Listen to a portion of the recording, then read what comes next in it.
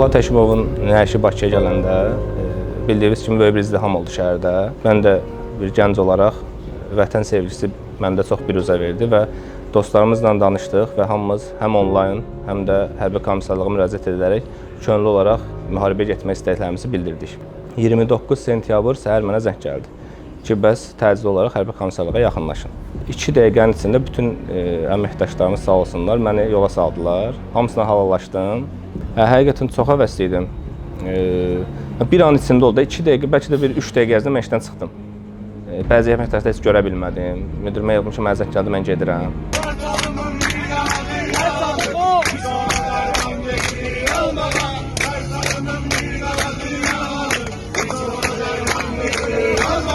Günümüzün biz yarı hissəsini işdə keçirdirik, əməkdaşlarımızla keçirdirik və bizim doğmalıq hissimiz çox bərk olur həqiqətən. Biz Füzulidən Cəbrayıla yola düşdük.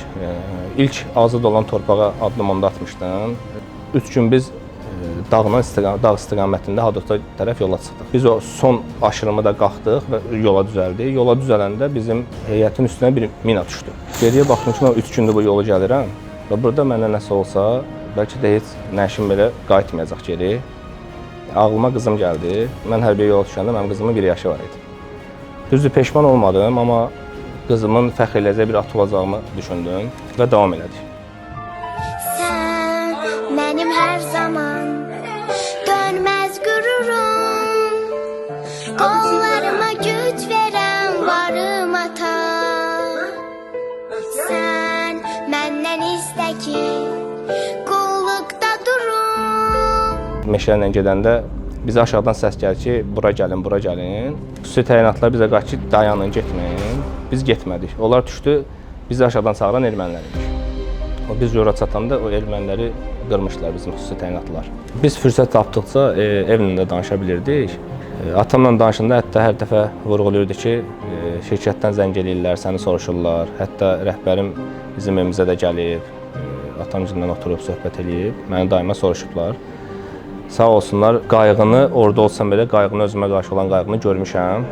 Bunu ailəmin də görməyi, həmin ərəfədə ailəmin yanında olmaqları mənim üçün böyük bir fəxarət hissidir. Bu bizim Arazın dəyərlərində də var. Biz birlik və bütünlüyü təmsil edirik həmişə. İnsan birliyi nə vaxt hiss eləyər? Çətin anında. Düzdür, mənim üçün çətin an yox da, şərəfli bir an idi həmin anlar. Amma həmin anlarda mən bu birliyimizi daima hiss eləmişəm. Hadrutda olarkən məndə yaralanma hadisəsi baş verdi və mən Bakıya qaydası oldum. Oktyabr ayının 25-i ya 26-sı idi. Qayıtdım Bakıya. Əməliyyat falan olduq. Mən hospitala gələn zaman zaten telefonumu açdım. Birinci telefonumu istəmişdim. Telefonumda yüzlərlə bəlkə də mesaj görmüşəm. O yüzlərlə mesajın 60-70%-i bəlkə də şirkətimdən idi. Çox sağ olsunlar, çox dəstək oldular mənə. Mən hətta müharibədə olan dönəm mənim əmək haqqım belə ödənilib. Mən evə qayıdandan sonra yanıma gəldilər. Rəhbərlik də yanıma gəlmişdi. Məni təbrik elədilər. Yanımda olduqları üçün çox şad olmuşdum. Müharibəyə bir çox əməkdaşlarımız getmişdi, amma o əməkdaşlardan bəziləri geri dönmədi.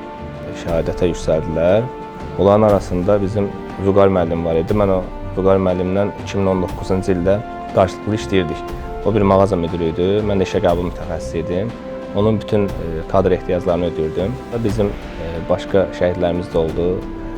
Bunlarda Ələkbər var idi, Səid var idi. Bizim ofisimizdə şəhidlərimizə aid bir güşəmiz də var. Hər gün ofisdə o güşənin qarşısından keçəndə onları ehtiramla yad edirəm. Allah hamısına rəhmət eləsin.